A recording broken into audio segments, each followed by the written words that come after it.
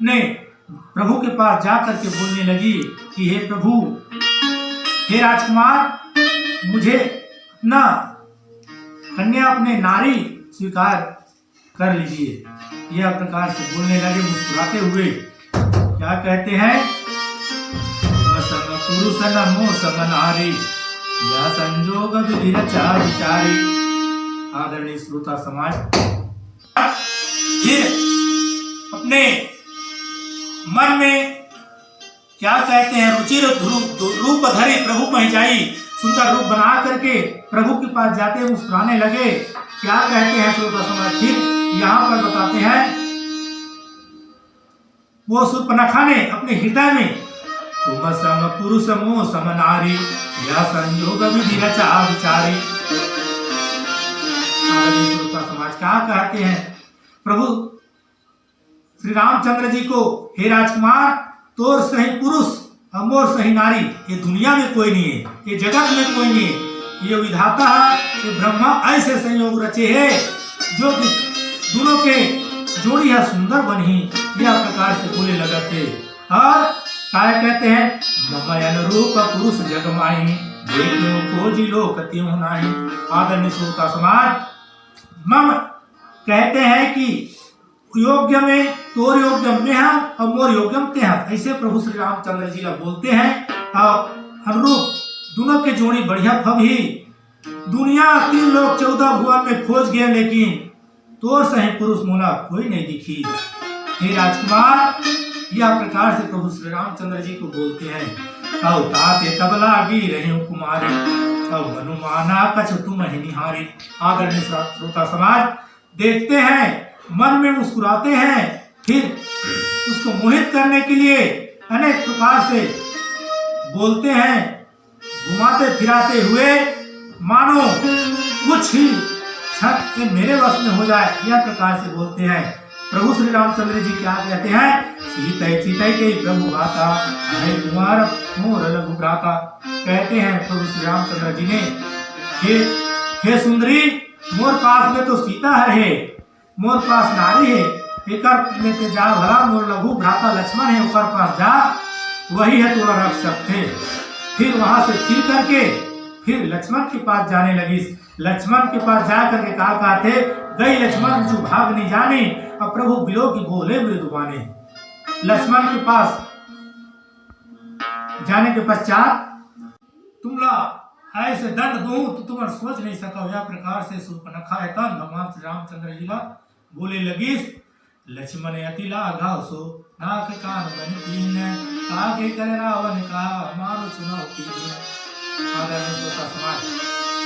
प्रभु श्री रामचंद्र जी लक्ष्मण की ओर देखते हैं, फिर इशारा करते हैं, भाई इनके स्वरूप को कुरूप कर दो। हमको ये कुछ खेल की तरह खिला रहे हैं। यह प्रकार से इशारा कर दिए लक्ष्मण की तरफ। लक्ष्मण की तरफ गए। कौन? शूर्पणखा ने गुस्सा करके लक्ष्मण ने अपना तीर कमान लिए और निकाल करके उनके नाक को काट दिए। काटने के पश्चात बिलखती हुई शूर्पणखा ने डर मैं मर गई कह के नाक कान भई विकराला जान सब सैल। जिन प्रकार से गेरू के धारा जिन प्रकार से कोई पहाड़ से बहते, उसी प्रकार से शूर्पणखा के नाक से रक्त की धारा बहने लगी, खून की धारा बहने लगी। संत समाज में संत बाबा तुलसीदास जी बताते थे, खर दूसर पही गई बिल खाता और धिक धिक तब पौरुष बल घाता। कहे लगी दौड़ते दौड़ते गिस खर और दूषण करा कि भैया मैं मर गई भैया, यह बिलखते हुए गई। खरदूषण बोलने लगा, बहन यह हालत किसने किया? सब कथा को बताई कि भैया मैं जंगल में वहां पर भगवान श्री रामचंद्र जी के पास गई। मैं गई तो मेरा रूप ऐसा कर दिया जो कि मेरे को विवश कर दिया। यह प्रकार से बोला। फिर लक्ष्मण ने मेरे नाक कान काट लिए। 2 राजकुमार घूम रहे हैं, मेरे नाक को काट लिए हैं। और खरदूषण ने देखा, क्रोधित होकर खरदूषण कहने लगी इसकी धन्य है। मोर पौरुष को यह प्रकार से पूछ करके सब बात बताई और कहीं पूछा सब कहीं से बुझाई। सब समझ गए, समझे के बाद में अपन योद्धा बल्ला तैनात कर इसकी हेत चलो जो हमारे बहन किया दशा किया है उनके पास चले और उनको दंड देंगे। या प्रकार से जाने लगे। धाये निस्तर निकर बरूथा और जरु सपच का जल गिर उठा। अनेक प्रकार से झुंड के झुंड निशाचर लोग धावा किए अपने अपने स्वरूप को मना समाज। यहाँ प्रभु श्री रामचंद्र जी लघु भ्राता लक्ष्मण हैं, जगत जननी मां सीता यहाँ पर घूमते फिरते वनवास काटते हुए अपने पिता के वचन निभाते हुए वन में पंचवटी में कुछ समय के लिए ठहरे हैं और ठहरने के पश्चात फिर शूर्पणखा वहां घूमते विचरते आने लगे। आने के बाद प्रभु श्री रामचंद्र जी को देखने लगे, उसके मन में मुस्काने लगे और प्रभु श्री रामचंद्र जी के चेहरा शकल को देख करके हर्षित होकर के कामना जाग उठते हैं। कहते हैं दुष्ट हृदय, उनके हृदय में दुष्टता जागृत होने लगे, कामना जागृत होने लगे और जागृत होने के बाद पंचवटी सो गई एक बार देखी विकल भई जुगल कुमारा।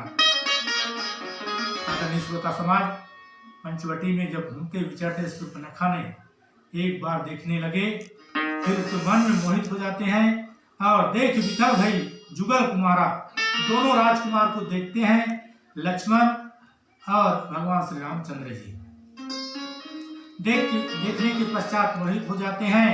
फिर भ्राता पिता पुत्र उद्गारी रुस मनोहर निरखन नारी। आदरणीय श्रोता समाज, जिन स्त्री के हृदय में कटुता दुर्भाव पैदा होते हैं, अपने पिता भ्राता पुत्र को ऐसे निष्ठा व्यवहार से देखते हैं, जाने माने पुरुष के तरफ से मनोहर निरख नारी, वो नारी ऐसे दुष्टता भाव से देखते हैं और होई विकल सकल मन ही न रोकी, अपने मन को रोक नहीं सका, हृदय को रोक नहीं सका, मन में कामना जाग उठते हैं। जिमि रवि द्रव रवहि बिलोकी, उनके मन में अनेक प्रकार से कामना जाग उठते हैं। प्रभु श्री रामचंद्र जी को देख करके मुस्काने लगे। फिर क्या कहते हैं, रुचिर रूप धरि प्रभु पहि जावा और बोले वचन मुख मुस्काई। आदरणीय श्रोता समाज, अपने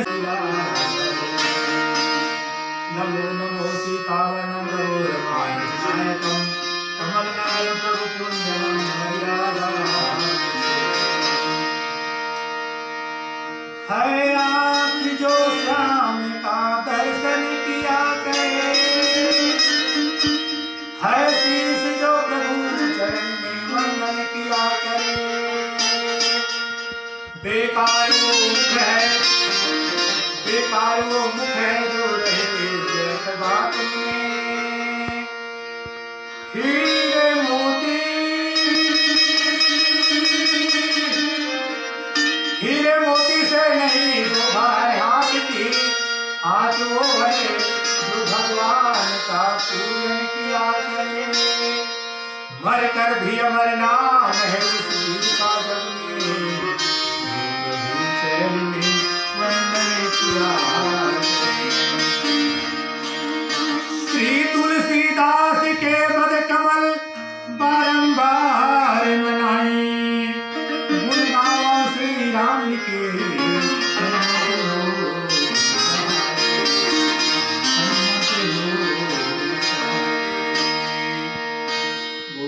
श्री रामचंद्र की जय। आदरणीय श्रोता समाज, यहाँ हमारे जतेक भी छत्तीसगढ़ के मानस संगठन के पदाधिकारी है उमर हमर पार्टी की ओर जय राधा कृष्ण महिला मानस मंडली नावापारा सिंधवरी पोस्ट बावनकेरा जिला महासमुंद छत्तीसगढ़। और मोर नाम है हरिराम साहू है, हमार बेंजो मास्टर है शालिग्राम यादव जी।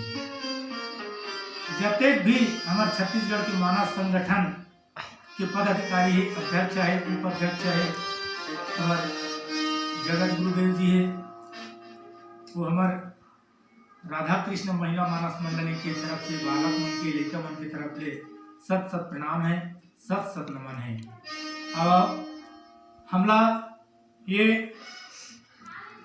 मिले है मानस संगठन की ओर से तृतीय सोपान अरण्य कांड में है दोहा नंबर 17